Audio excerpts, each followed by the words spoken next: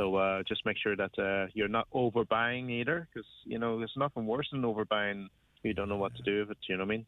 In a couple of days' time. I suppose it's important to go through the presses and work out exactly what you have, because there's no point in going out and buying, jars of cloves and bay leaves when you realise actually they're in there and You have them. we already have them. Yeah, that's it. Yeah. Although there's a number of things that you can do before the big day, and whether that involves buying in the ingredients now and doing it, or wait until it's a bit closer. Like, I'm just thinking about something as simple as cranberry sauce, which can be made now, and then you have it. Yeah, absolutely. You can make your cranberry sauce like a couple of days before. You know what I mean? You can have all that kind of in the little glass jars. So you can just sit nicely on the table on the day. Yeah. And also like some your a couple of days before, like you can get your trifle on if you want to get some desserts on, and just have them in the fridge, like, because the desserts take time. You know what I mean? Yeah. So once you get them kind of out of the way, and basically like the turkey, some people kind of, I heard kind of stories like people kind of cook it the night before as well and make it easier the next day.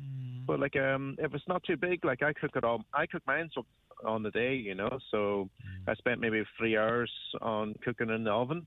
And also, like, make sure that you buy a turkey that kind of fits the oven as well. Yeah. I also, like, people kind of buy too big of a turkey and it doesn't fit in their oven, and that you'll end up having to break it down, and that's a lot of work then as well, so yeah, just make sure you get a turkey that you can fit in the oven, so. And then there's so many options anymore, because you can have bone and rolled, or you can have breast only, or there's even like a turkey in a bag now with a pop-up timer. Oh yeah, I like using that. Yeah, I used that one year, and it was actually very good. Yeah, and it kept all the moisture inside the roast as well. Like, and you have a load of stock at the bottom and juices that you can baste the turkey back over again, and keep it nice and moist and juicy as well. So there's nothing worse than the dry turkey that's overcooked. You see, I actually don't mind a dry turkey that's overcooked, but most people no, I'm odd like that. But most people probably would. Oh, that's dried out and that's tasteless. So how do we keep it moist and yet just cook it just right? Don't overcook it. Yeah, so look, I was sent there a meat barometer the last day. They're really handy things to have. And just make sure that you stick that in, if you do have one, make sure you stick it into the middle, the center of the joint, and you roast it, you know what I mean? Or even the ones that you test. I know there's ones that you roast, and there's a pop-up one there as well to tell you that it's ready. But there's ones that you take it out and you stick it in afterwards. Just make sure it's over about 70, 68 to 70 degrees, like, and that is cooked, like, you don't want it kind of too much like the 80 degrees, because that's going to become kind of dry, you know what I mean? So once you're hitting around 68 to 70 degrees, you're good, and any kind of meat. And make sure you get to the core of it as well, the center, when you're doing the temperature. The thickest part. Yeah, the thickest part, absolutely. And how... That's cooking it through. How do we manage to keep it moist? Some people baste it a couple of times. Others, I've even heard. I heard one chef on chatting in the last week about turning it upside down to start with, so as the juices run down into the breasts. Is that something you've seen? There's loads of kind of like house tales and stuff like that. But the way I do it is like I kind of roast it off nice and slow, so I don't turn it up too high, because it's a big joint. You know what I mean? So basically, like, I put it on maybe 165 to 170 degrees, and I kind of roast it continuously all the way through. And I kind of keep basting the juices from the bottom up, you know what I mean? So basically, you kind of spoon every 45 minutes or every half an hour, just kind of, if there's juices there, maybe at the last kind of 45 minutes, just keep basting it every couple of 10 minutes, 15 minutes. And that'll give it a lovely flavour, because all the flavours into the juices that kind of comes out of the turkey on the roasting tray as well. And you probably make that into the gravy afterwards as well. You can throw that into your gravy, which intensifies the flavour again, But I hear people that you can cover it with streaky bacon as well. That's a kind of nice kind of way to kind of protect from roasting it too harsh as well, like, and drying the fillets out, So yeah. Yeah, and especially I suppose the upper parts and the edges of the legs, if there's bacon over them, it helps them from browning too much. Exactly, yeah, and you get a nice kind of crispy bacon to kind of crunch on as well at the same time, and that's lovely flavour into your gravy. Like there's all them juices and fats that drip into the roasting tray, and then you can make a nice gravy with that. You know what I mean? So basically, you take your gravy tray, maybe throw in a bit of flour, and just kind of mix that all together, and then you just mix in a bit of stock then afterwards, and kind of whisk that up and you get a lovely kind of instant kind of gravy. So it's beautiful. You're making me hungry now.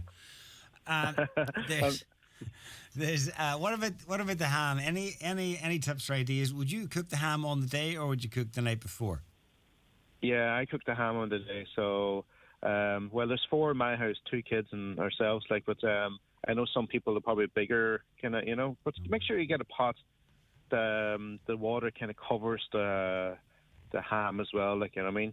And if you think the ham is kind of salty, just soak it the night before and maybe drain the water away, the next day, and use fresh water to kind of boil it up again. And if you put it a nice kind of some cloves in there and a piece of onion and some bay leaves, and I love throwing in a celery in there as well, just to kind of give a bit of freshness. You know what I mean?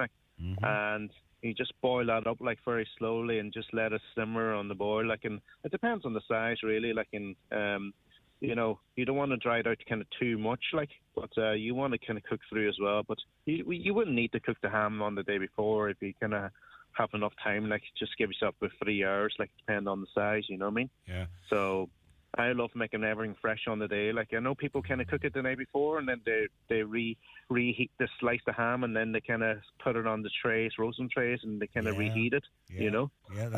That's if there's a big family, absolutely. But if you have family of 4, you have loads of time, 3 hours to cook a Christmas dinner.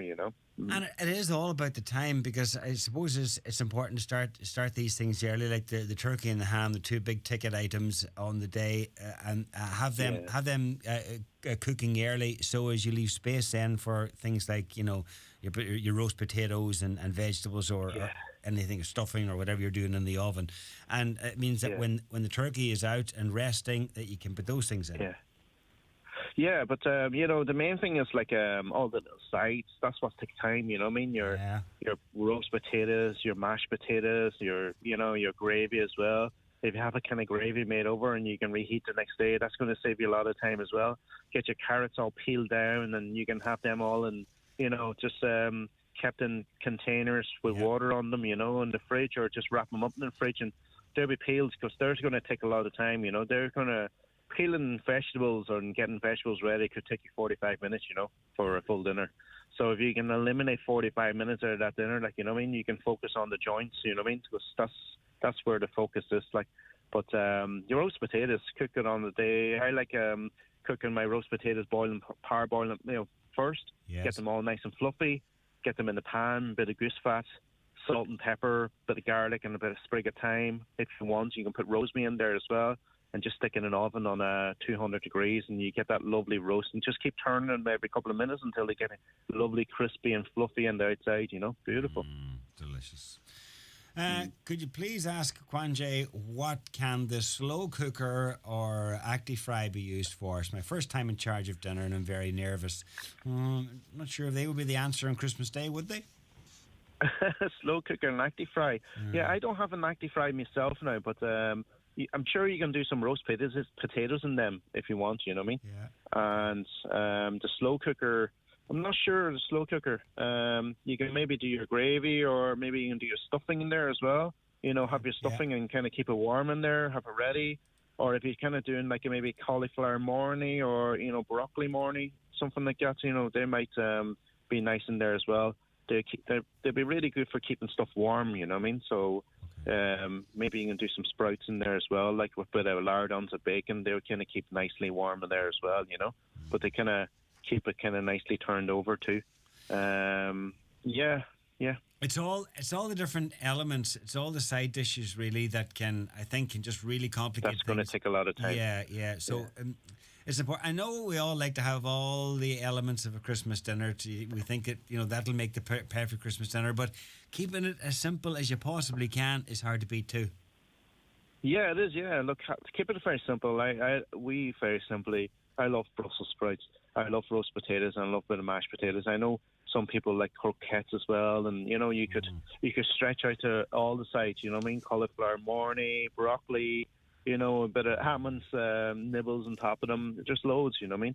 But don't have too much. Pick a few so you can focus on doing a really good couple of ones instead of having a load of them like that's kind of you're rushed into it. You know what I mean?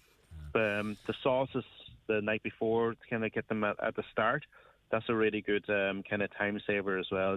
So your gravies and your white sauce, like if you're using parsley sauce as well for your ham.